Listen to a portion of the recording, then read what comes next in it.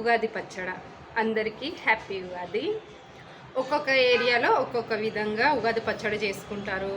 మనకు తెలీదు అంతగానం. కానీ మా అత్తమ్మ ఎట్లా చేస్తుందంటే ఇందులో ఫ్రూట్స్ వేస్తుంది. ద్రాక్షలు, తర్వాత పుట్నాలు, తర్వాత ఇంకేమిటి సోంపు, గసగసాలు, ఇంకా కెలపండు కూడా వేస్తుంది. కానీ నేను కెలపండు వేయను, ఓన్లీ ద్రాక్షలు వేస్తా. సూపర్ ఉంటుందంటే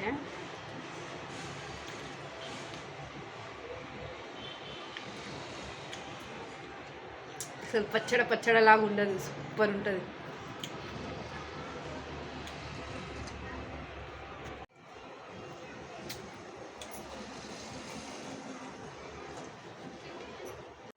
మీరు కూడా ఒకసారి ట్రై చేయండి ఇలా.